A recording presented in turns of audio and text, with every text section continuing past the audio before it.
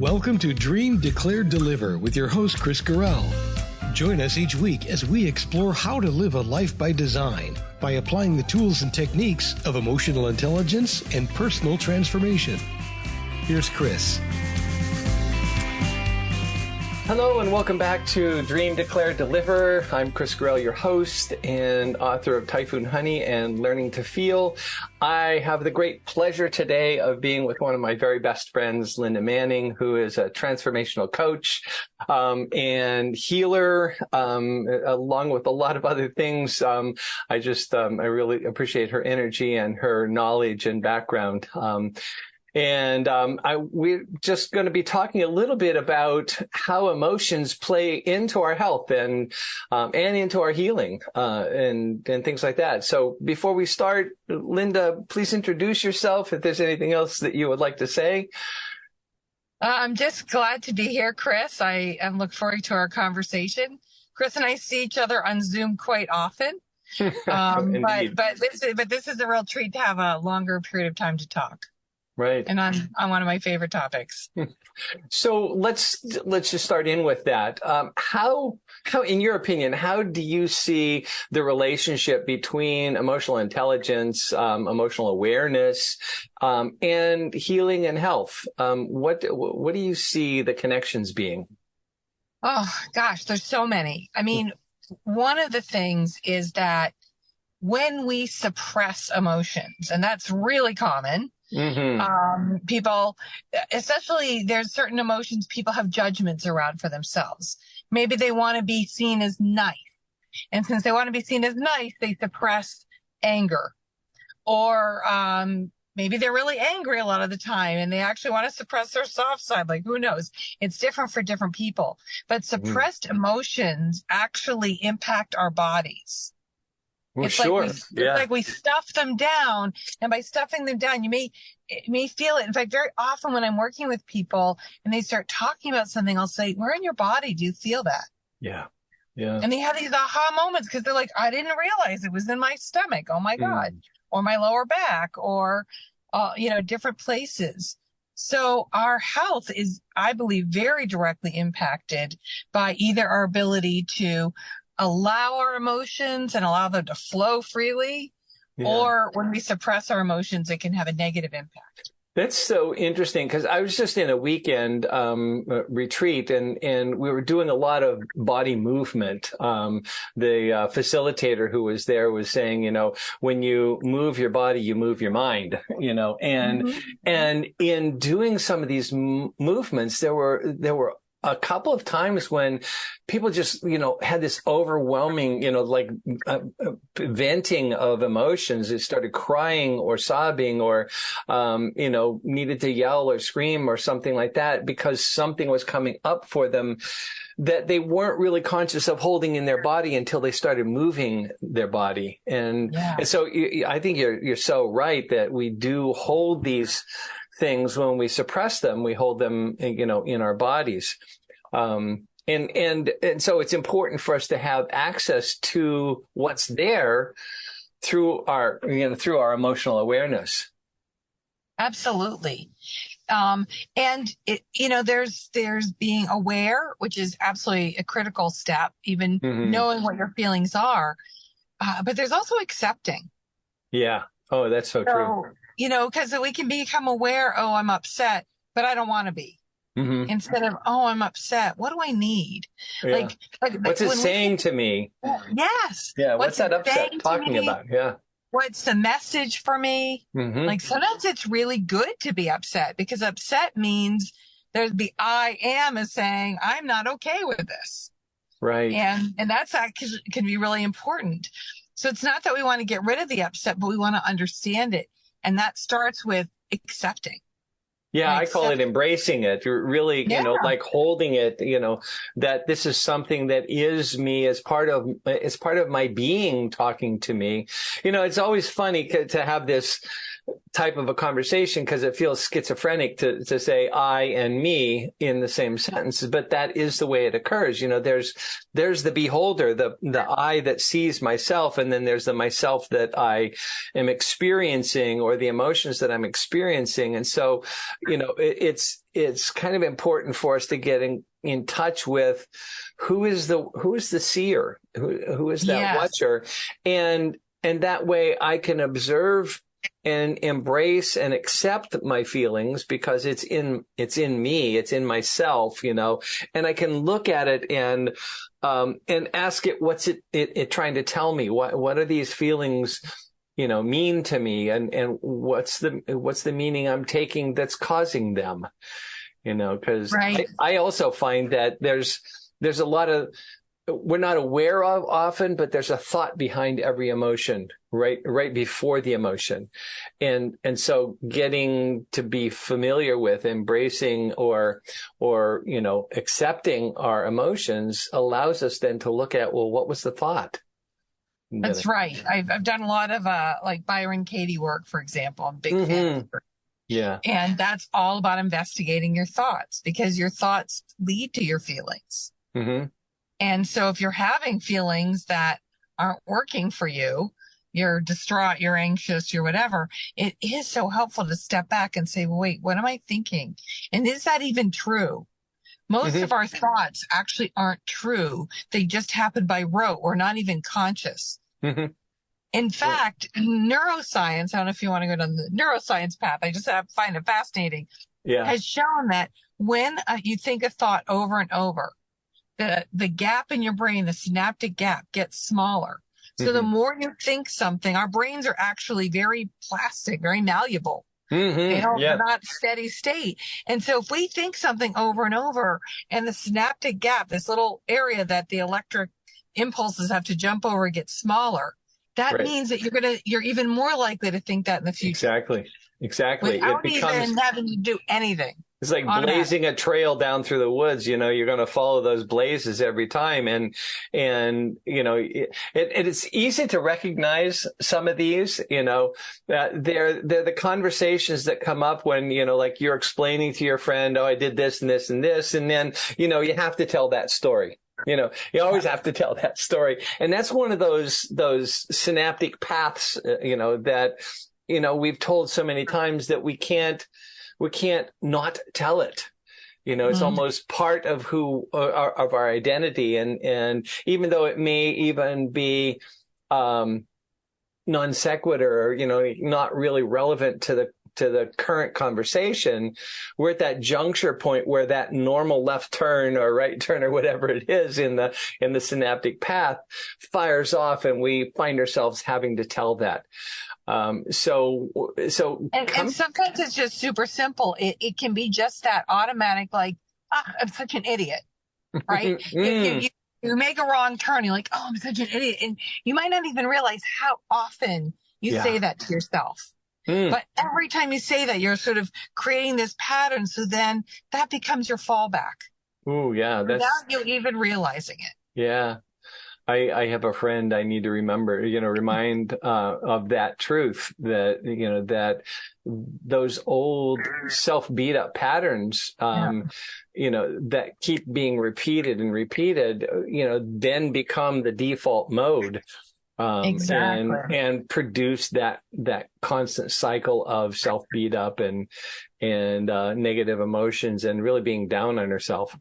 Well, and what it does is it creates the experience of truth with a capital T. I like to look at truth as like a big T or a little T, right? Right, yeah. And so truth with a capital T is, it is true that I'm an idiot. That is a fact. Instead of it, actually, it's not true. Like, maybe we're all idiots at some point, but the real truth is we're much more complicated than that. Yeah. And, maybe you were distracted in that moment. Maybe something else was going on. But when we take these beliefs as the big T truth, that is when it's very hard to actually release them, because there's an attachment. It's like, no, this is the truth of me. Instead of, is this the truth of me? Right. Oh, that's brilliant. Yeah. So how do you coach people on elevating that to a level of awareness so that they can do something about it? So there's a lot of different techniques that I use, but certainly one of them, probably one of the main ones, is with questions, right? Mm-hmm. Like, how long have you been thinking that? Or can you think back to the first time? So sometimes I use questions like that to have them think about their childhood, because very often that's when those thoughts get embedded. And then I might do some journeying, even where they get to talk to their young self. And my experience is that mostly what people want is love. They want love and kindness. And when we can create that for ourselves, like I'm an idiot is not a kind thing. No. And most people, the way they talk to themselves, if someone else ever talked to them that way, they'd be like, "Oh my God, that's an outrage." Yeah. I often say that to a friend. I'll say, stop talking about my friend like that. How dare you talk about my friend like that, and really as a way of interrupting that pattern, because it's just a bad habit. That's great. I love that. Yeah.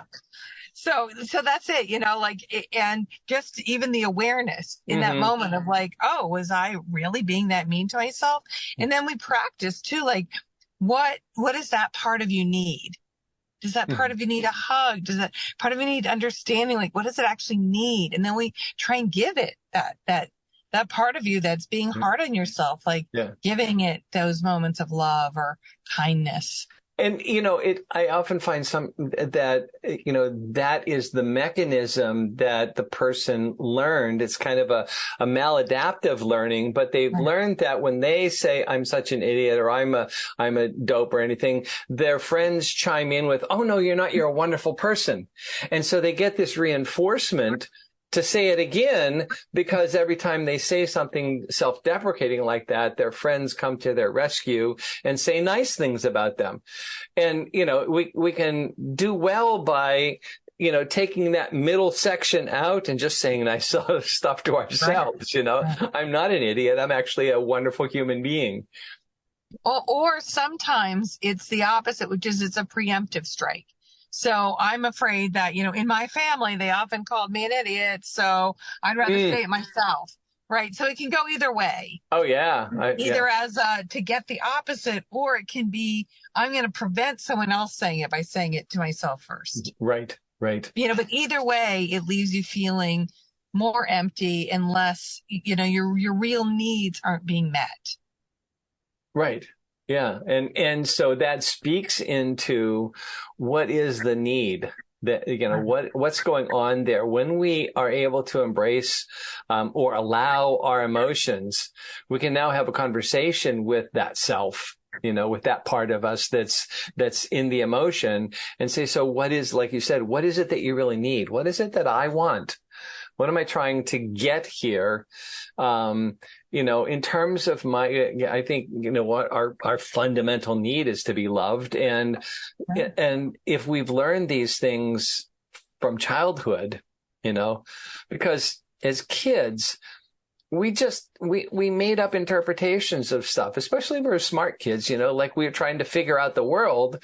So, we came to these assumptions that were never challenged, and so they got put in place and then practiced until they're like pretty solidly in place. And, we have to go all the way back there to undo that, and it just was the interpretation of a little kid. We are by our nature storytellers. Human beings are storytelling creatures. And we love a story, and we don't like it when the story is only half. So we'll fill it in, right? Yeah, absolutely. Yeah, right. So when we only understand part of the story, oh, mommy left daddy, okay, it must be because of me, right? We only get half the story, so we fill it in. We fill in the rest, right? Wildly incorrectly. Yeah. And then we look for more evidence. That's the other thing, is that we're evidence seekers. So we will look for evidence of our belief and discard evidence that's not that. Right. How true that is, that we just keep building up the evidence to the point where it not only is self-affirming and it is reinforcing, but it disallows seeing anything else, because we have this massive pile of evidence, and well, that can't be right because it's not this, Right.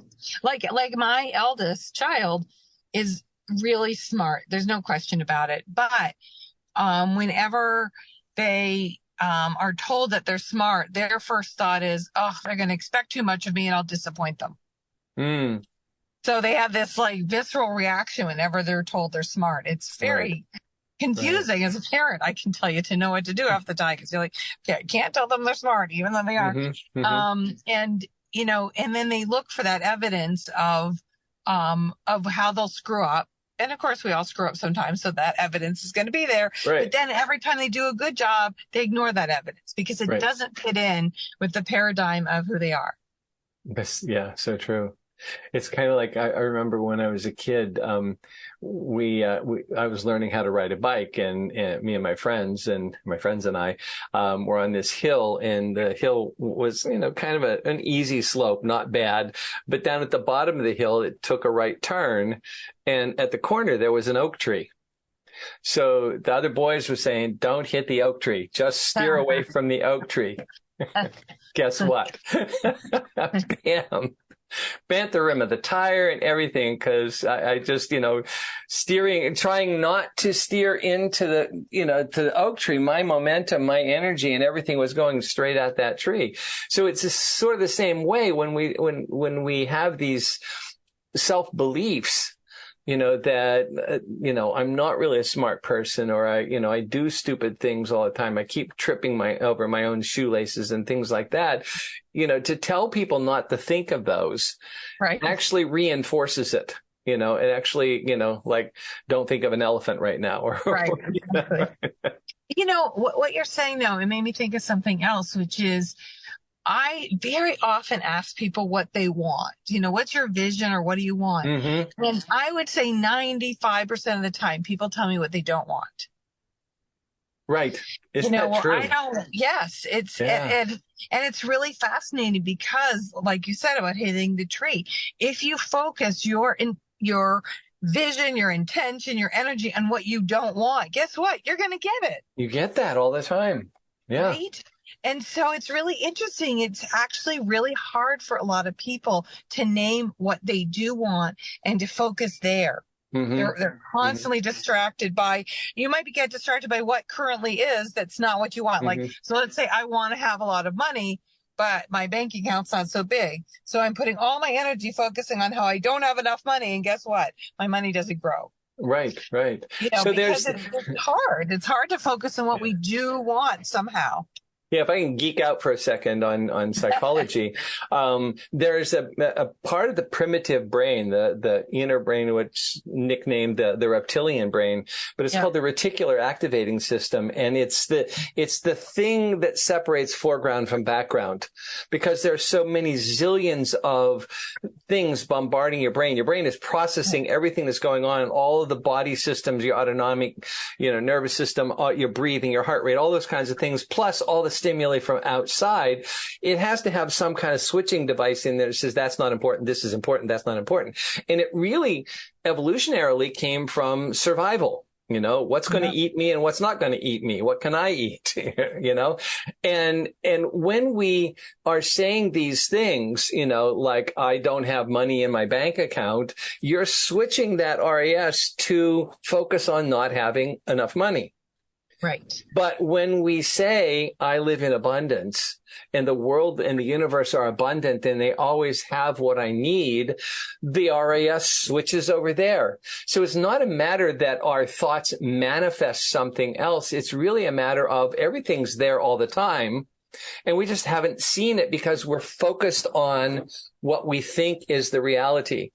We just need to change our focus, shift that little internal system in our brain that's just a very primitive, it doesn't have much smarts to it. It's just very primitive survival, And so all we're doing is we're shifting focus of the RAS to something that says, Money is everywhere. Money is abundant. I have a couple that's a friend of ours. One of them's a masterful salesman. The other one's a financial planner. She used to be CFO of a major bank, and she's really a money genius. And her husband is really good at sales and everything, but he has a belief that if I or anybody dropped money on the ground, I'd pick it up. So his belief is there isn't money laying about. Belinda, his wife, knows that money is abundant and is everywhere. And so when they were dating, he noticed that every time they went out, she would bend over, pick up, quarter here, $1 bill, one time a $20 bill. And he said, you got to understand, if I lost a $20 bill, I'd go back and retrace my steps until I found it, so his assumption is it's not there. Her assumption is money is everywhere. So she sees it everywhere. That's just the RES, the focus, that switcher thing. So, we've talked a little bit about how a lot of these things come from our youth. As we mature, how do we mature that emotional awareness then? What helps us grow that up? One of the things, it's funny, I was thinking, I just had a coaching session with someone earlier this week, and he was talking about some of the things that frustrate him. And I said, why don't you let yourself have a tantrum? Like, just go to the bed and go, I'm so frustrated with this. And then you can go back and do your work. So when you talk about mature, I'm like, is that mature or not? Maybe. But I actually feel like it is, because it's about intentionality. It's like, it's identifying the awareness. Oh, I'm getting really frustrated. And then it's taking an action to release it. He doesn't have to do a tantrum. He can do something else. But it's committing to yourself to take an action to change your emotional state. What's actually even saying, giving yourself permission, I know this is a very childish thought. I'm just going to be childish about it. And then I'll be done with, I kind of get that done with. Now I can think rationally about it. Right. But it's so much from self-acceptance. Instead of going, oh, I can't believe I'm having this thought. It's like, oh yeah, there's that thought of like, I don't want to do it. I just want to pout in the corner. So let me just exaggerate, right? Like really pout in the corner.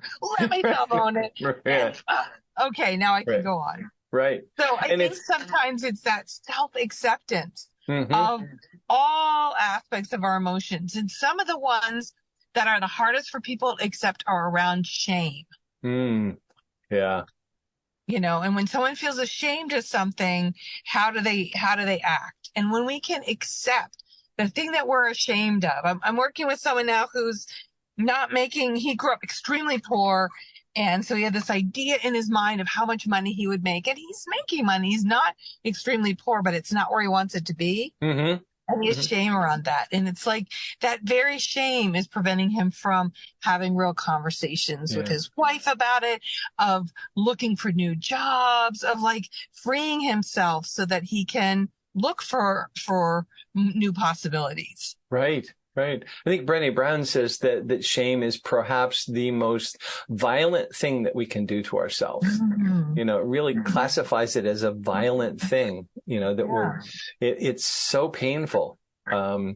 It lives in this cluster. I forget which cluster of emotions. She has them all clustered together in her book, The Atlas of the Heart. But it's one of those really hard ones to deal with because it beats us so badly, Right. Well, and shame often makes us not want to talk about something. And it's often through talking about it, whether it's with your friends or a coach or healer or whatever, but somebody who can normalize it. Yeah. That you're like, oh, okay, that thing that I was so ashamed about, it's just a thing. Right. And I don't have to walk around being ashamed of that. And I think, that's one example, but whether it's, your sexual relationships with people, whether it's your, how you feel about something, there's so many ways that we really judge ourselves harshly. Right. And so I think part of maturing emotionally is with self-acceptance and self-love. Right. Right. And that plays into, again, something that Dr. Brown says is that, guilt and shame are not the same emotion. Guilt is, I did something bad. I did something that I didn't want to do. Shame is, I am bad. Right. And so the self-acceptance plays into healing that shame, that I'm not bad. I did something that I don't like and I'm not very proud of, and I can fix that. I can do something to make amends around that, but it doesn't make me a bad person. Fundamentally, I am a well human being. I'm a child of God. However you want to see yourself in a positive light, that's who I am. I am not what I do. Right. And so distinguishing that shame as I am bad as opposed to I did something bad, is I think an important first step in the process of healing and embracing ourselves, as we mature into our adulthood. Yeah, I definitely agree, but I think guilt is another great one to look at. Oh, absolutely. Right.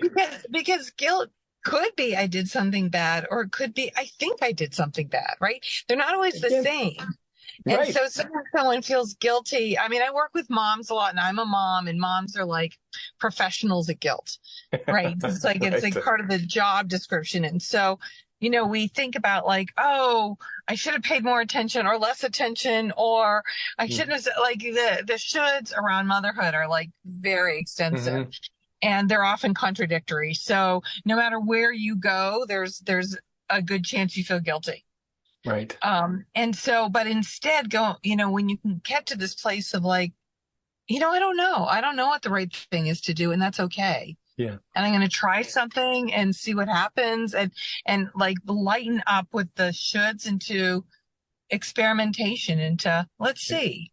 Yeah. And it ports back to, understanding that everything is an interpretation. I often say to clients, you don't see with your eyes. You don't hear with your ears. You don't smell with your nose. You don't feel with your fingers. Your brain does that. All those other things are just neural receptors that are then processed by our brain.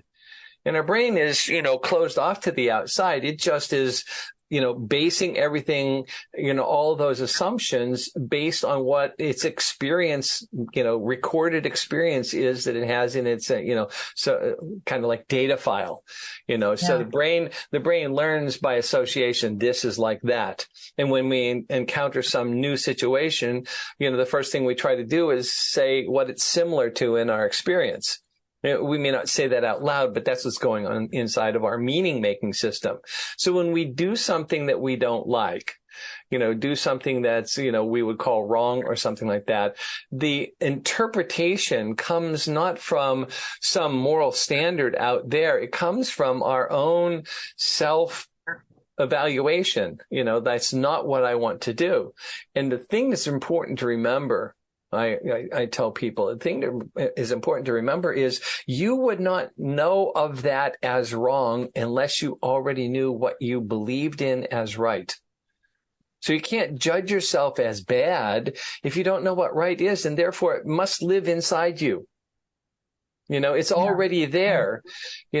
Let's just start embracing that goodness in you instead of constantly beating yourself over the head with some judgment about, well, this wasn't quite exactly the way good is supposed to be or the way I wanted to be, and so on. And so we end up making a judgment about that feeds into that whole self-concept again, about who I am and what I am. I'm such a terrible person and stuff. Yeah. Another thing I've been thinking about a lot lately too is around sort of is your cup full or is your cup empty? And I don't mean the half full, half empty. I mean, when people are getting enough sleep, when they're getting nutritious food, when they have had some quiet time to themselves or social time, whatever they need, then it's so much easier to actually be more observant instead of caught in the emotions. Some of these concepts that we're talking about require a level of maturity, but they also require a level of like having your basic needs met. Right. Yeah. And when we're hungry or we're tired or we haven't had 2 minutes to ourselves or we're overgiving, any of those kinds of things, then when we try to look at our emotions more objectively, it's just really hard. Yeah. And so I think self-care is also a part of maturity. Mm-hmm. When we realize that we deserve self-care, when we give it to ourselves, right. when we give ourselves that 5 minutes of quiet instead of feeling we need to take care of somebody else right away. Mm-hmm. Those are little building blocks. I'm glad you said 5 minutes instead of like a 2-hour session or something like that. These things that are self-care things, food, and nutrition, sleep and things like that are all easy to administer and often just small amounts do wonders for us. I don't have to have a big long nap. I can crash out for 5 minutes and be refreshed. If I take away all the noise and all of the interfering pieces and just allow myself to sink into relaxed rest. And that's so refreshing. It resets the button right away. So it's not, we often mistake, I think, self-care for, spa days and, going for a long hike in the woods or, and yes, those are wonderful things. I don't want anything wrong with them at all. Do it. But, sometimes self-care is as simple as, the healthy choice for an apple instead of a candy bar. That's right. And just, very simple. Giving yourself, the right nutrition. Both of them have a kind of sugar in them for an energy lift, but one is much more bioavailable, in fructose than the pure cane sugar that's in the candy bar. So, it's knowing those kinds of things and knowing how to keep yourself in the care for yourself and stuff like that. I promised you that we would keep it to about 30 minutes and we're up at that time zone. I would love to continue, our conversation because, we're obviously in the same channel and really see a lot of things the same way. But, any last thoughts on emotional maturity and how we're able to really heal ourselves by being far more aware? Anything you would like to add? Honestly, I think we've covered a lot of it, but, no matter what is going on in your day, if you can pause and just give yourself a breath of kindness, like if I were an amazing, valuable person, which by the way you are, like, right. How would I treat myself? How could I just breathe some love into my heart or, be in that place of gratitude? How do I just look around and find something to be grateful for? Because those are all things that shift us on the emotional scale. Right. And any shift up on the emotional scale helps rebalance us from some of the more negative. So we want to rebalance that with some of the positive. Right. Absolutely. Thank you so much, Linda. I know you're busy. I know you're between two engagements here, and thank you for coming to us from your car. And I just love how we were able to fit this in. So again, have a wonderful day. And that's it for this session. I'll come back again to Dream, Declare, Deliver, and we'll talk about some more things around emotional intelligence.